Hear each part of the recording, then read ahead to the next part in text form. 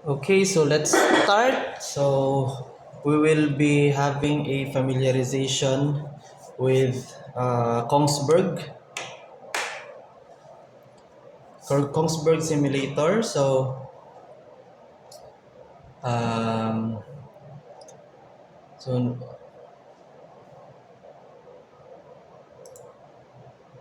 okay, so this is the Kongsberg simulator. So we have house rules when having our simulator. First, we have a laboratory users log sheet. So sa log sheet, so kung gumagamit ka ng equipments natin, so mag-fill up ka ng log sheet. And then kung may mga you can also make remarks. So kung may damage, um, you can indicate abnormalities of the equipments used para kung may problema is ayos agad natin. Next, we have to observe cleanliness inside and outside of the engine room simulator room. So cleanliness. Next, vandalism, loitering, bringing of foods and beverages are not allowed. So bawal kumain dito sa loob para walang chance na masira yung equipment, baka mabasa or may mangyari sa equipment dahil sa mga dala nating pagkain or liquids. Next, changing and or altering of setup and configuration of the PC units are and detaching of cables are strictly prohibited. So bawal um, baguhin yung mga settings, configurations ng computers at bawal din magsaksak ng USB at baka magka-virus yung computers natin. So baka masira. Okay? Next, stealing of equipment, accessories, and properties of others may result to criminal charges against you. So bawal, syempre, bawal yon. Bawal yung magdala ng gamit mula sa loob, dadalhin nyo sa labas. Chairs should be properly arranged before you leave the area, and inform the instructors or laboratory in charge for technical assistance.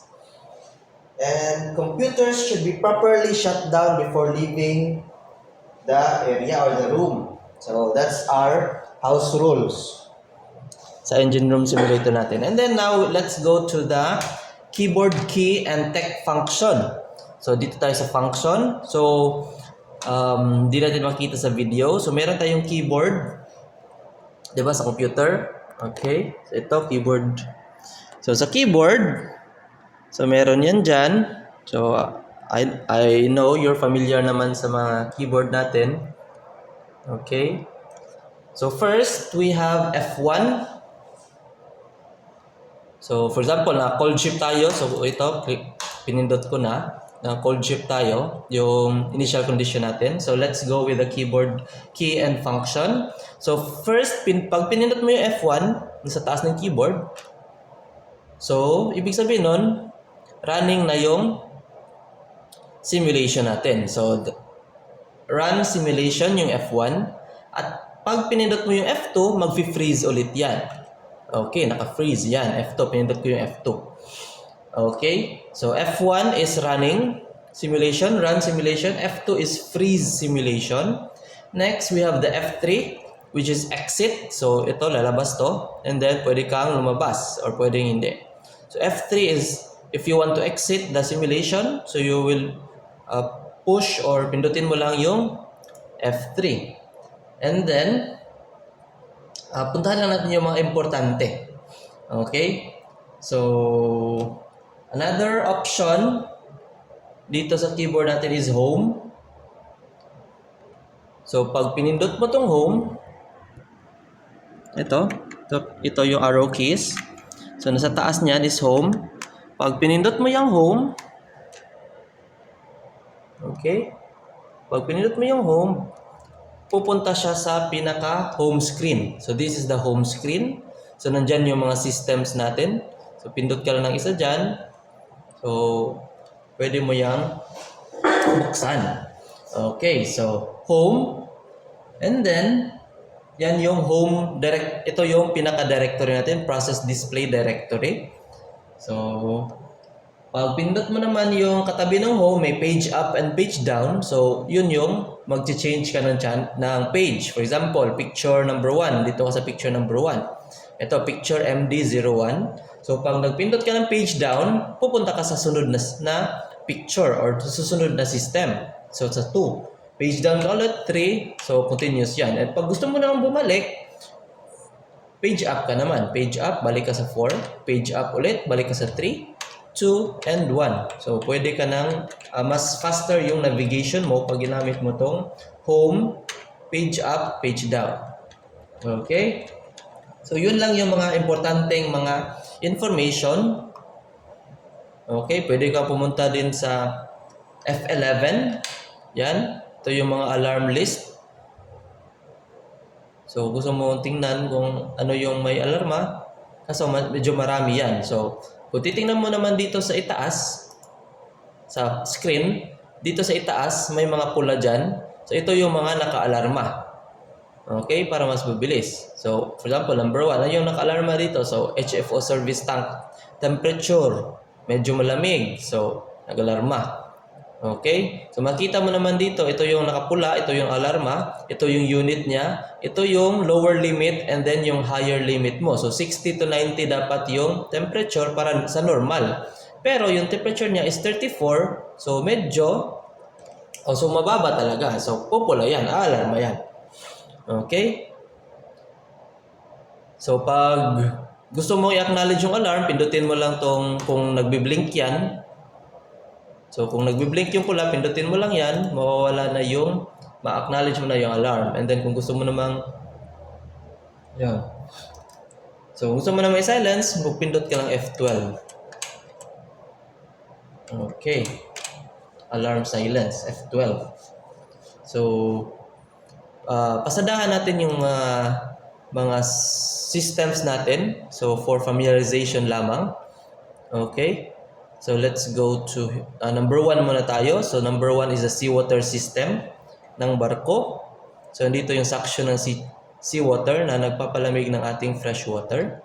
Page down. So, we have the seawater ballast system. So, dito mo makokontrol yung stability ng barko, trim and heel or draft.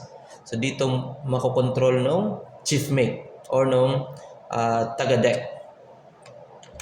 Okay, we have next the fuel oil bunkering system. So dito natin ikakarga yung ating mga fuel for storage para while hindi pa naman ginagamit, so dyan muna natin nilagay. Kasi sa dagat walang gasoline station na pwede kang dumikit and then magpagasolina or magbabunker. So kailangan mong mag-store ng bunker baka lalo na pag yung biyahe mo is malalayo. Okay, next. We have the fuel oil settling tank. So, settle down natin yung fuel para yung mga dumi at tubig is babagsak and then pwede natin tanggalin. Okay, next we have the service tank. So, yung service tank, galing sa settling tank, dadaan siya ng purifier para linisin yung fuel and then ilalagay siya sa service tank. So, service tank, ibig sabihin na ito na yung pang-serbisyo publiko or pang-service natin ng fuel papunta ng mga main engine, generator, boiler. Okay? So, service na yan. So, malinis na yan, papunta doon.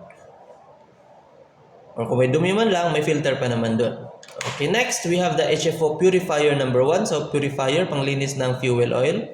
Number 1, number 2, and number 3. So, meron tatlong purifier. Isa lang yung gagamitin, pwedeng dalawa. Pero, dapat may reserba ka. Okay, DO purifier. So, purifier for the diesel oil. Next, we have the freshwater system. So, sa freshwater system, meron tayong low temperature and high temperature. So, high temperature for the main engine, low temperature for the other heat consumers. Okay, like aircon, air compressor, turbocharger, charger cooler. So, yun. So, yan. Next, we have the main engine fuel oil system. So, ito yung para sa makina. And then, pwede rin dito yung papunta generator. Main engine lubrication oil system. So, langis, pang-lubricate ng ating main engine. Next, we have the main engine turbocharger system, number 1, and turbocharger system number 2. Okay, sa number 2, dito yung cooling natin and lubrication natin ng turbocharger. Next, we have the main engine lube oil purifier system. So, meron tayong dalawang lube oil purifier. Isa lang yung tumatakbo dyan. Yung isa is naka-standby. So, pag gusto mong mag-maintenance ng isa, pwede mo i-change over sa kabila. Okay? So, for cleaning or for purifying the lube oil ng ating main engine. Next, we have the main engine control system. So, dito yung local, remote. Pwede natin i-local, pwede natin i-remote yung governor control. Next, we have the main engine local control. So, pwede ka dito mag-start ng main engine. We have the cylinder number 1. Main engine cylinder number 1. Pwede mo buksan tong mga or mag-lubricate ka, buksan yung indicator ka, or kung ano man yung gagawin mo dito. So, meron tayong 12 na cylinder sa makinang to. Malaki yung makinang to. Kaya meron tayong 12 na cylinder number 6, number 7, number 8, number 9, number 10, number 11, number 12. Okay. Next, we have the main engine piston ring monitor. So, makikita natin kung blow-by na ba yung piston ring natin. Manipis na ba yan? And then, yan. We have the next, the main engine bearing system number 1. So, meron, since 12 cylinder to, so hinati sa dalawa. So, bearing system number 1 and number 2. Pero isang crankshaft lang yan lahat. Next, we have the air ventilation system.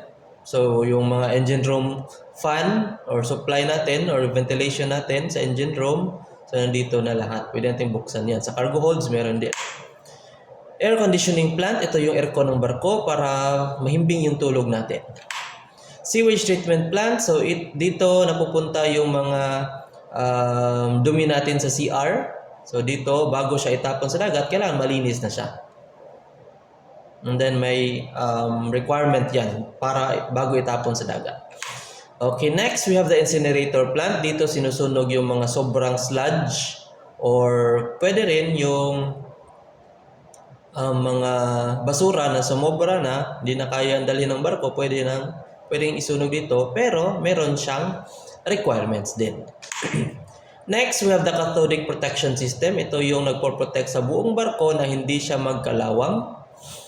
Next, we have the marine growth protection system para yung linyada natin ng seawater line. Yung seawater line natin is hindi magkaroon ng mga sisi, hindi mabuhay yung mga microorganisms sa loob ng tubo. Next, okay, we have the propeller pitch control. So, since fixed pitch siya, so wala na tayong gagawin dito. We have the stern tube system in which napoprotektahan natin na yung dagat is papasok doon sa loob ng engine room. So, ito yung shaft papunta sa propeller. So, stern tube system. Next, we have the ship propulsion. So, pwede mo ilagay yung bow thruster control mo sa bridge, local, or start mo. So, dito. Next, we have the ship loading. So, dito makikita natin kung may laman ba yung kargada ng barko natin. So, dito wala pang laman. So, magkakarga pa tayo ng mga containers. Next, the steering gear system. So, ito yung nagko-control ng rudder ng barko or para sa maneuvering ng barko. Next, picture MD60. We have the compressed air system. So, hangin, kailangan sa pag-start ng makina, generator, controls, and safety. And service air din. Page down. So, we have the distilling plant. So, ito yung nag-produce ng fresh water on board para pangligo, panghugas, or possible, pwede rin inumin ng mga tao. Next, we have the bilge fuel system.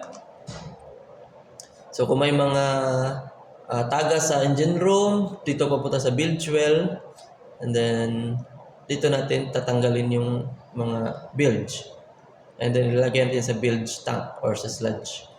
Okay, bilge tank or sa sludge tank. Well, bilge well siya, so bilge dapat. Next, we have the bilge separator. So dito dadaan muna yung tubig para pwede siya, and then i-check niya kung pwedeng itapon sa dagat overboard. We have next the refrigeration system. So meron tayong tatlong refrigeration room. Refrigeration room 1, room 2 and room 3. So yung room 1 is naka-set point. So dito yung mga meat and fish.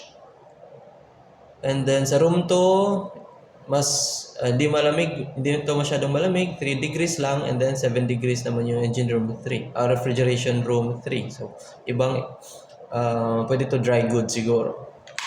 Next, we have the electric power plant. So, dito natin mako-connect yung ating mga generator and emergency generator. Diesel generator 1, dito tayo mag-start ng generator number 1. Number 2, dito rin. Number 3, ito naman. Next. Number 4, yan. So, 4 ang generator natin. Number 5, electrical consumers. Dito natin ibubuksan yung mga breakers papunta sa ating mga pumps, motors, and mga electrical consumers. Next, we have the reefer containers. So, kung meron tayong 4 na container group, nandito rin yung kuryente papunta doon, breaker doon, and then para maintain natin yung cooling doon sa loob ng containers, or kung kailangan ng fan or ano bang kailangan doon. Next, we have the battery charging system. So ito yung dapat full charge lagi para if ever mag-blackout, automatic mag-start yung emergency natin, emergency generator and emergency lightings. Next, we have the steam generation plant. So dito natin ila-line up yung tubig pupunta sa boiler and sa economizer. Next, we have the oil-fired boiler. So, dito tayo magpapa-apoy or mag-start ng boiler pag okay na yung tubig. Next, we have the exhaust boiler. So dito ka mag-operate. Kung gusto mo mag-soot blow or kung ano i-check mo or mag-change ka ng damper. Next, we have the forward mooring winches. So, gamit to pantali ng barko para hindi siya galaw-galaw sa puerto. Aft mooring winches sa likod naman ng barko. Power shift generator control. So dito ka mag-automatic. So sa engine control room, automatic or remote control ng ating generator. Power shift pump compressor. So dito natin pwede i-automatic yung control ng ating mga pumps and compressor. Next, we have the indicator panel. So dito natin ma-monitor yung status ng ating engine room or ng ating mga machineries, kung okay ba yung mga measurements niya and readings. Auto Chief Main Engine Control. So dito naman tayo pwede mag-control ng main engine sa engine control room side. Pero mas maganda sa bridge talaga yan kasi sila yung nakakita kung saan tayo pupunta, di ba? So meron din tayong bridge. So main engine control sa bridge. Next, we have the bridge ship course control. So dito nila makokontrol kung ano yung course ng barko natin. So sa deck to. Trabaho ng nila kapitan, chief mate, third mate, second mate. Okay, next, we have the remote emergency operating panel. So pag may emergency, pwede mo i-shut down yung mga fuel supply natin, yung ventilation natin. Pwede tayong mag-water mist sa area kung saan may apoy, and then pwede din dito mag-fire alarm, CO2 alarm, mag-release ng CO2. Okay? Next, we have a different cylinder indication pressure angle. So, para monitor natin yung cylinder natin, kung okay ba yung combustion sa loob. And then, pressure volume. Next, we have the main engine load diagram. So, kung okay ba yung takbo, yung load ng makina, o mabigat na ba masyado, magaan ba masyado, or kung okay ba siya. Main engine test bench. So if ever you want to test your engine capacity, torque. Next, we have different information dito sa trend group na may magsusulat dyan kung tumatakbo yung mga equipment natin. Next, we have the main switchboard for the diesel generator 4. So dito ka manual synchronization, manual mag-connect ng circuit breaker.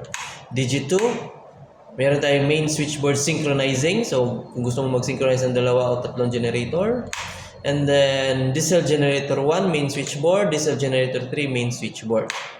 And then, legend. So, ito na yung last natin na picture. So, legend. So, may mga kulay tayo dyan. Depende sa kulay, mayroon diyang iba't ibang liquid na dumadaan doon, fluid. Okay, we have the symbols, filter, heat exchanger. So delta, change of yung differential, delta. Ito signal line, so sa mga automation. Ito process line. Ito is yung broken line na to is for the steam tracing line. So kita nyo yung kulay. Kulay niya is steam. Ito steam.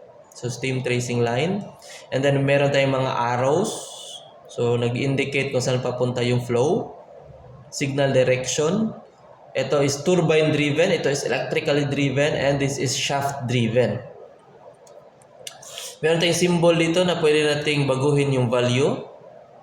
And then we have prefix. So C is for constant, D for density, E for power, F for frequency, G for flow. So meron tayong mga prefix dyan. So ano ibig sabihin doon? Pwede kang pumunta sa description of legends. Then we have digital output value. So lalabas yung mga values dyan. And then so this is for active malfunction in group. Ano yung mga malfunction sa loob ng isang diagram. Picture number, ito sa taas. Light emitting diode, kung naka-on, naka-off ba yung equipment, or kailangan i-change, or kailangan mo i-adjust or i-change, yun yung nagbi-blinking naman. So pag naka-ready, okay yan, naka-color yung text, pero pag naka-black, so hindi naka-ready yan. Start, pwede naman pindutin mag-start ka.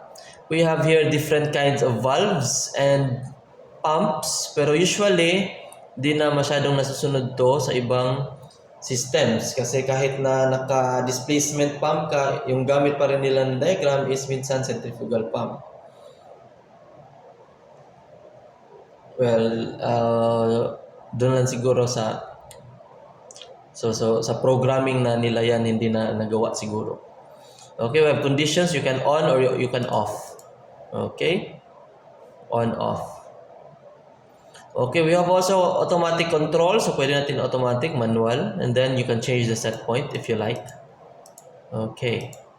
So, that's it for familiarization of our Kongsberg RTA3 na